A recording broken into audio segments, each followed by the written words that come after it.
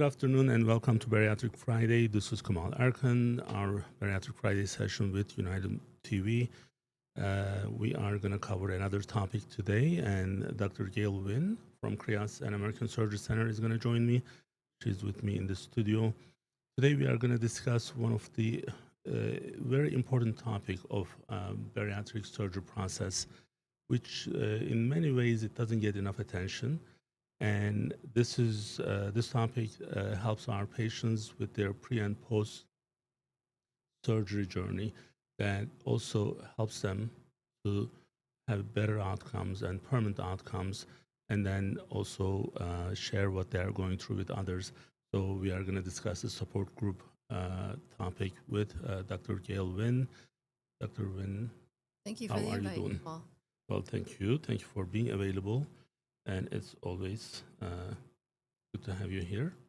And I think we have it like matching jacket or the pullovers, right? Yeah, this is the 20th anniversary 20th, of United yeah. Medical. Thanks. Congratulations. Thank you for being with us since the beginning. You know, it's one of those things. So you and I, we've known each other since 2003. So that's almost like Ethan's age. So like sometimes it doesn't get enough credit, you know, like it's so great to have physicians, people like yourself in United Medical. And that's actually what motivates me every day when I know we have so many good people. And I just want to do better for our groups. And that's one of my drivers for me. And thank you for being yourself. So now, so it sounds like a support group discussion start. So we are gonna discuss the support group with different questions that I have for you. Now, you are also the leader of the support group for Krias and American Surgery Center and St. Francis Hospital. And I know you bring different people to your support group activities. So we are going to discuss all those. But this is one of the issues that we know that this physical change that patients are going through is extremely amazing. So the other day, in one of the follow-ups that we had for NISQIP, this is the National Data Bank Registry for bariatric patients. So we have to kind of check how their progress is. Patient lost 120 pounds, 110 pounds in like 6, 8, 9 months time frame, and this is like a miracle. So, but then this comes with its own issues, and many people may have some emotional ups and downs. So, if you can kind of explain to us why support group is important for bariatric patients.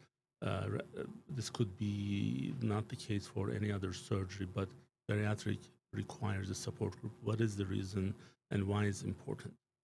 Sure. So, when you have a transformation in your life, which is weight loss surgery, you go from anywhere from being 100 to 200, 300 pounds overweight to, someone maybe 20 to 30 pounds overweight.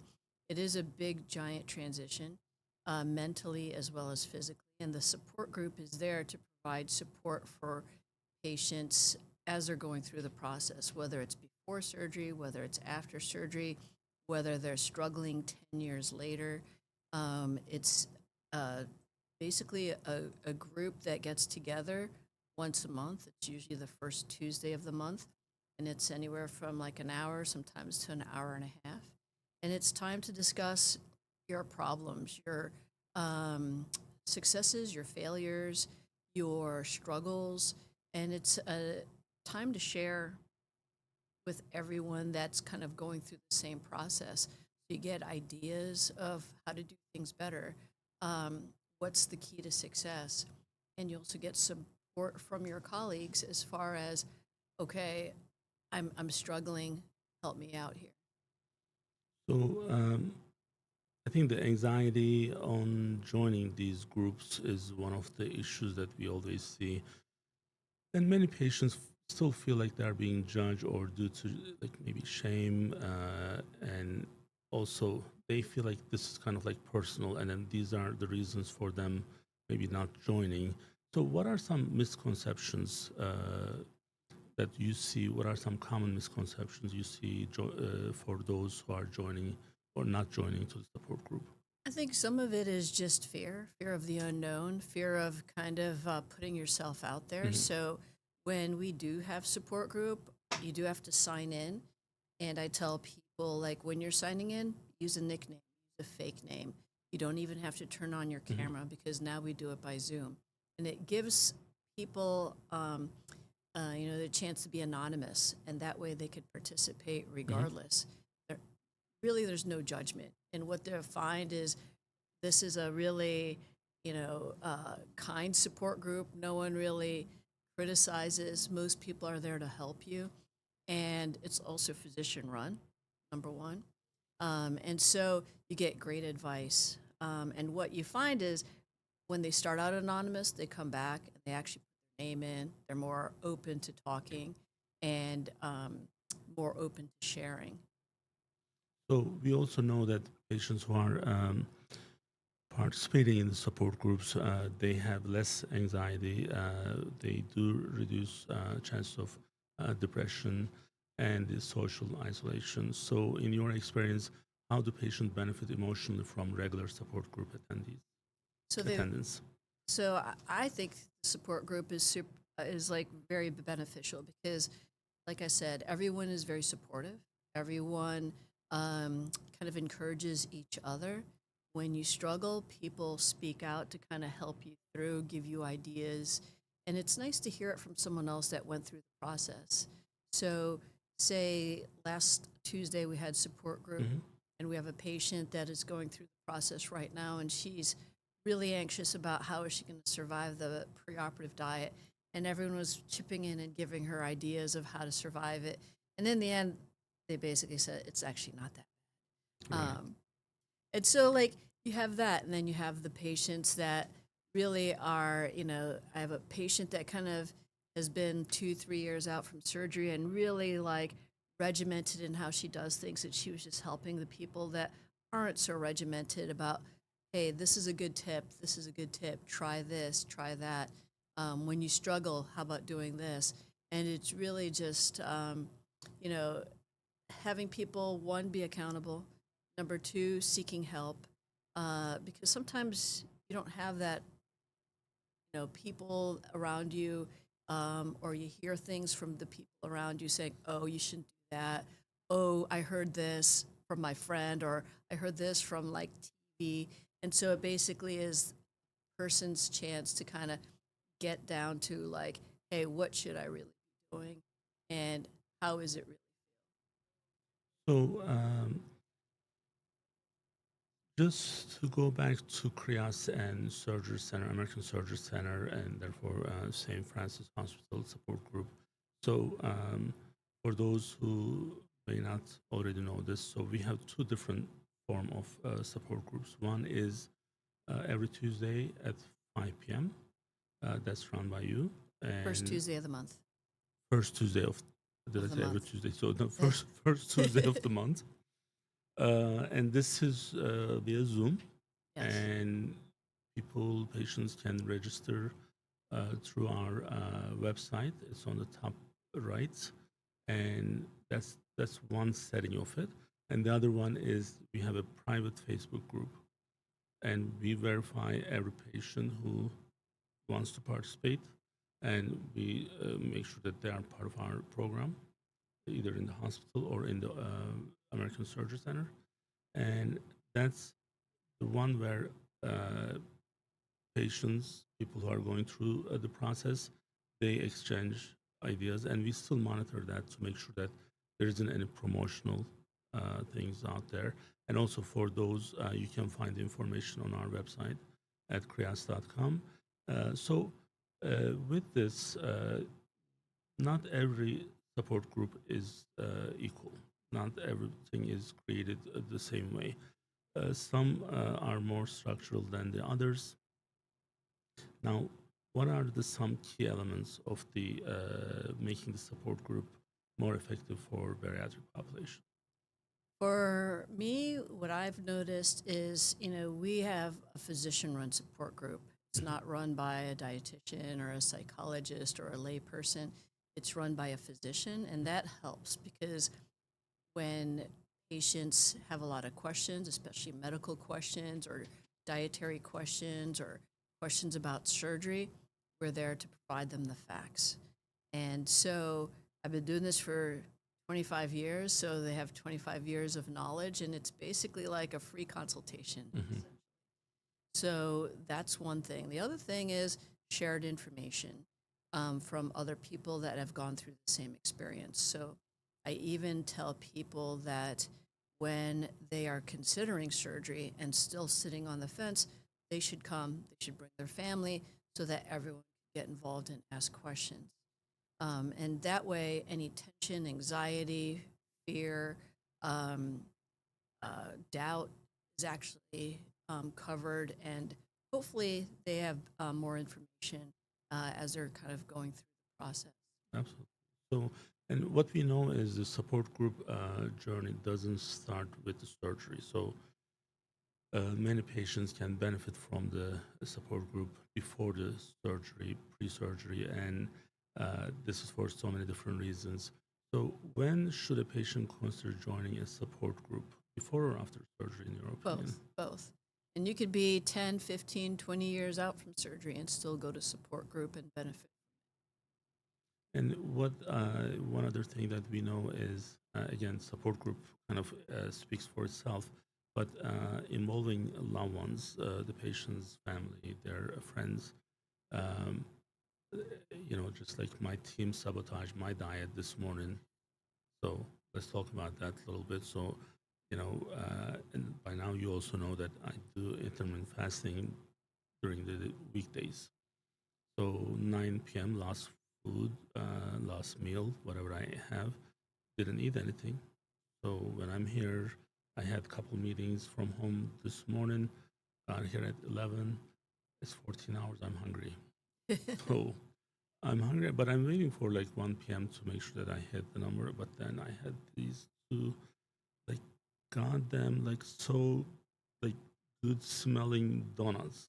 And I didn't have my So you have to coffee yet. clarify that. That's apple cider donuts from Milburn Orchards. So it's just not just donuts. saw it They are earlier, so- amazing I donuts. mean, but then it ruined everything. So, but then when I was judging and doing that to me, then I find myself, when you were here on Wednesday, I had late lunch and I wanted to share my lunch with you.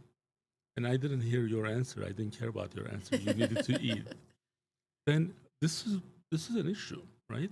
This is one of the problems. Like, we feel like food is how we please each other, how we show affection, and because really, like, this is a real story. I'm not making this up. When I was like, "Man, why did you do this to me?" I'm thinking I didn't tell her this, but now she's hearing it.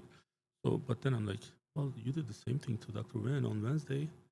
So what's the difference?" So then it also, like, this is not just about bariatric. So we go through Correct. this together with everyone at every different level, especially with the age, things becoming more and more difficult. And now this is why involving loved ones is important. So, what role can family member or friends play in these support group discussions? So they play a number of roles. One is just kind of as the quiet listener so that they get a better understanding of what a weight loss surgery is undergoing.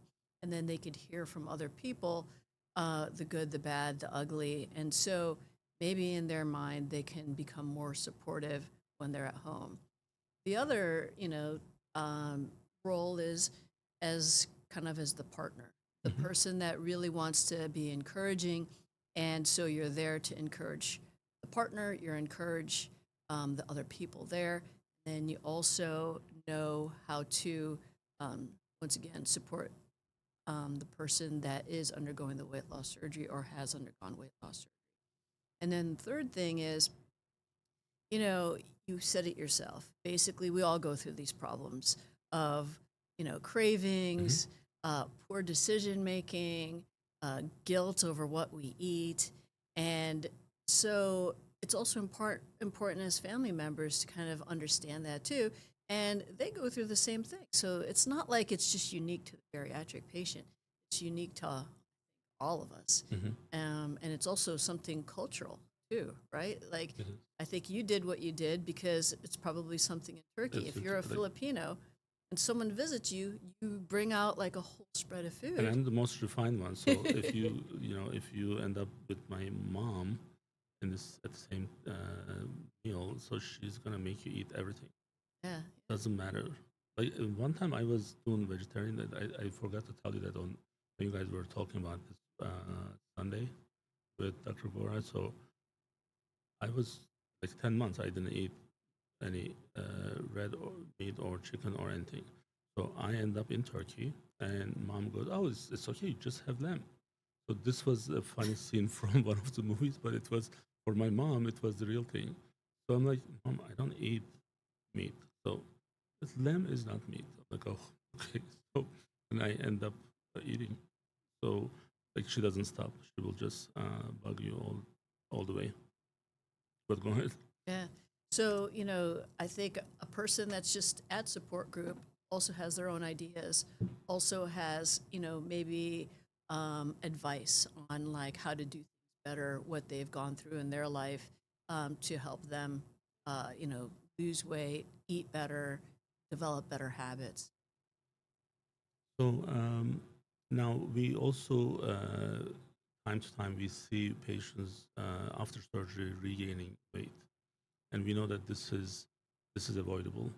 And when I from the accountable care side, from our United Medical ACO side, I see patients who may not be part of us or part of us, regardless. So I look at the reasons and how often they see their providers, and usually there's a huge gap, so they haven't seen anyone.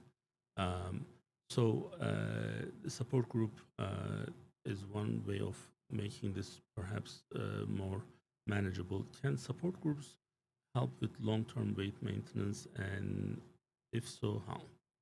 Absolutely. So, when you are kind of going to the monthly support group, it's almost like being accountable, right? You're doing everything that you can to help manage your lifestyle change that you have. And so one of it is, being at a support group, giving ideas, being committed, um, as well as getting ideas back on how to do things better. So the other thing is, it's kind of like meeting with your surgeon monthly. If you know you're struggling, meet with your surgeon monthly because then it also helps you accountable. So what I have found is that, support group is really like people come when they're struggling, Hmm. but I feel like they should also come before they start struggling so that they have this kind of routine in their mind and constant advice, constant support, constant encouragement so that they continue to do well. So we we kind of went over different parts of the support group, and in your sessions on the first Tuesday of every month, you bring other physicians, providers. Can you talk about that a little bit? Sure. Sometimes we bring dietitians. Um, Sometimes we bring another surgeon in. It kind of varies. Sometimes we have different topics. So one of the topics that I had was, how to build better habits. Last week, the dietitian gave a talk on how to develop mindful eating. Hmm. Um, Next month, December, I'm going to talk about how we could trick our bodies into taking a diet for mimicking a GLP. So, those of you Interesting. that are interested should come to that support group so that you kind of learn how to just kind of manufacture your own GLP. Interesting. So, did you mention the plastic surgeon? Oh, we did have a plastic surgeon. Yeah. Um, and then they So that's the basically, greatest thing, right? yeah, So they that's a need a great thing. Yeah. plastic surgeon. For like answering questions about getting the extra skin removed, getting breast lifts, getting tummy tucks, um, or another thing that I was trying to do was get one of the chiropractors to come so that they could talk about like back health. Hmm. Um, so we try to find people that you guys are interested in so that you would have better information on how not just to take care of your weight but also to yourself. Absolutely. So, do you have any interesting stories from the support group sessions? Like, it was kind of like it was surprising to you that it happened. So I mean, I think every week is like encouraging because you see, like I said, some people that are really just doing amazing. Last week we had a lady that lost over 100 pounds and has kept it off, and she looked fantastic. And she said, "You know what? I just refuse to actually do anything that's going to sabotage me." Um, and then you have, our patients that have, completely, transformed their lives and also transformed the lives of their family members. And then we have the patients, like I said, that are struggling. And you see them once a month and they're there constantly. But the good thing is they're there constantly, trying to get more support, getting more encouragement. Sometimes they just need an outlet. Like one lady that comes all the time, she's very stressed out. She has to take care of her elderly mother. She sometimes can't focus on herself, and she just finds support group as a nice outlet to kind of share. Mhm. It's kind of like therapy. Well, that's usually, the part of the reality these days with social determinant of health. So understanding what patients are going through, what struggles they may have, maybe social, this may be financial, this may be just understanding what they are given as an instruction. But the other thing, again, from the social sides, they may be taking care of elderly, or they may have, three, four kids that they have to, you know, still be a parent and still do everything else. So it's never easy. But what, like from the personal side, what I know is uh, it's fine. It's good to process things on your own. But when you talk to the people who are really expert in their field, uh, we realize how little we know from the patient's perspective. I'm saying. So one of the things that you know because of these sessions, I have to do a lot of prep from not just for the session, but throughout the week. Every day is something happening, and I'm trying to get something to the session to share. Um, and one of the things that it was kind of like my kind of idea, just like with the intermittent fasting, and then after that, how we are mixing certain food and how much the food stays in our stomach. So, and the protein, the fruit, and this and that, and then I was just really just building this up, and then well, just across the hall from my office, I have a licensed dietitian, Cassidy. So, and she also helps our patients. I'm like, maybe I should ask her." So, and we start processing that. What I realize is that how little I know. So we process things if we are not a healthcare provider. We process things with the limited knowledge. Even someone like me who does clinical work, oversee a lot of things that's happening in United Medical and Krias and Surgery Center. Even my level is still not enough to fully understand these things. So, and Cassidy, she's my neighbor here, so in the office. So she's like, okay, well, here's what you need to also see. And then she took some stuff that I was struggling with. She's like, okay, so here's why you have to, let's say, walk right after you have carb. And the carb also is best when it's taken with other things, so then it's not impacting your glucose level. And then I'm like, okay, so I'm gonna spend more time with her to make sure that I have a better understanding.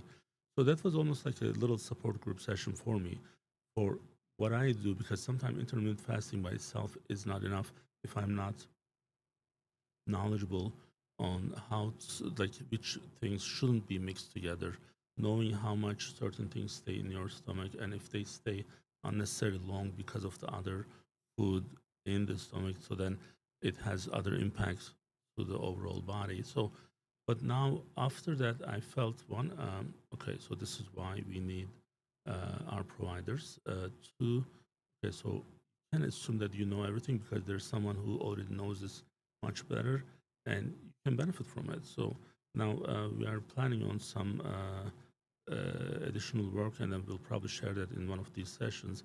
But it was, even for me, it was extremely helpful. And I encourage our patients who are going through either pre or post, just join the support group. It's free, it's private, and it's two different sessions, two different formats. One with Dr. Win being there and answering questions or presenting something. The other one is where you can interact with other patients um, and learning from other patients and knowing they also struggle, knowing what happened to them 3 days after the surgery or 1 week after the surgery. If some stuff are common, that gives you a good peace of mind. So then you know that it's going to go through, you're going to go through. So it's a great thing. So we encourage our patients to join our support groups and benefit from what we are providing and make sure that their outcome is long term, permanent, and when they reclaim their life, we are there to support them. So that's what I want our patients to know.